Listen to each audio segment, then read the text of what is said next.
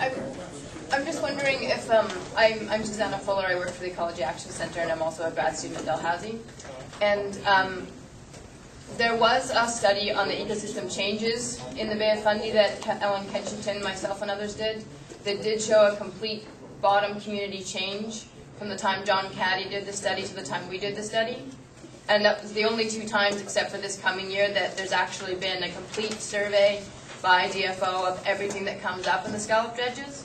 So we found a complete shift from what you would expect, long-lived sessile species, to much short-lived motile species. And that's something you see, across the world when we have damage to the sea floor.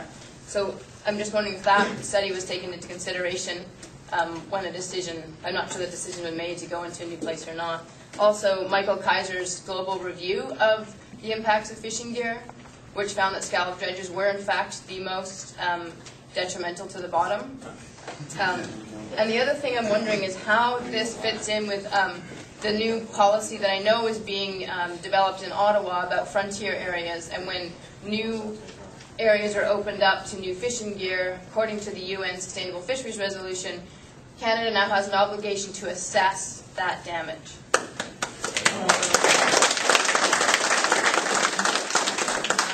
So I'm just wondering, this isn't just about this area, this is across the board in Canadian waters, but there is science out there, so that if science was used, a precautionary approach was used, that an area that had not been scalloped before would not be opened until you could prove no habitat damage. So those studies do need to be done if this is supposed to live up to Canada's new ecosystem approach, even through any of the objectives of the Eastern Scotian Shelf Integrated Management Plan, and through the habitat branch environment, that's the EPMP, but the whole habitat compliance. They're trying to find ways of getting that into fisheries management, and I've been to a few of the RAP sessions where habitat branch is presented, and this should be a case study for that.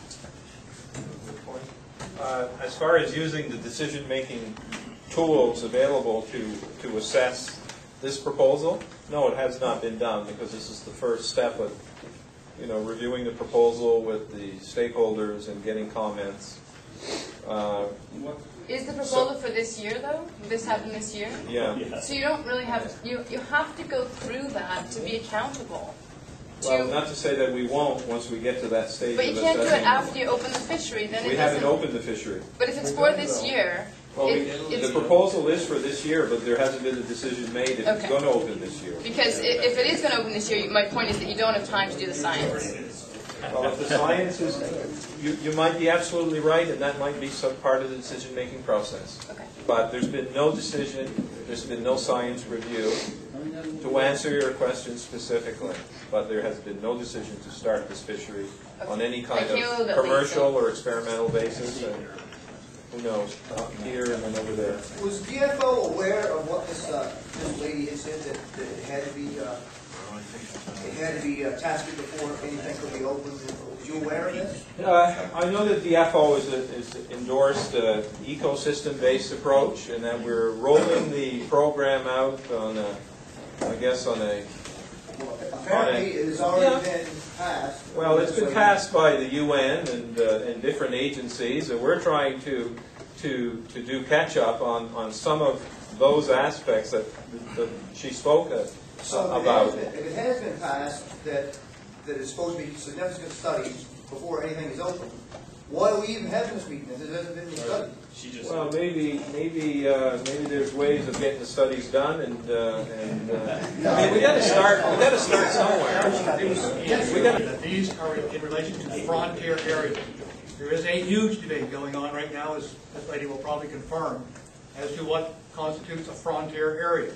So there has been no decision made that a proposal such as this is or is not subject to that particular part of the assessment. As Ian says, that information is available. It will be taken into consideration. Whether it has an impact on this particular proposal or not Your guess is as good as mine right now, because we don't know. In the Sustainable Fisheries Resolution, there is a commitment by Canada Yes. to protect areas from destructive fishing methods. Yes. And that has nothing to do about frontier areas. That is a commitment within that resolution that we will have to go back to the UN in 2008 and say how we as a country, as a government, have done, how we looked at that piece of the resolution and how we met our commitments. Prior to 2008 going to the UN, we, as a government, as a fisheries manager, must bring ecosystem consideration into the management planning process, which is what we're doing. I don't think that we're saying we're ignoring the ecosystem-based responsibilities that we have. But we have a proposal.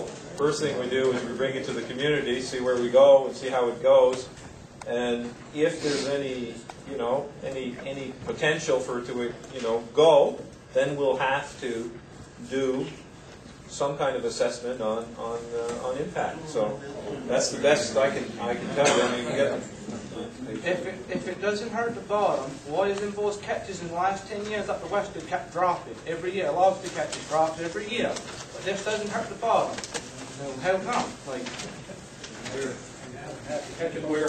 up the west, they all fishing down here, so the catches up there's got to be dropping. Or why are they coming down here? Explain to me what you mean by the western. They'll probably go up. Catches have been dropping. Yes. Yarmouth up and around the catches have been dropping. You ain't gonna tell me they ain't. Not true.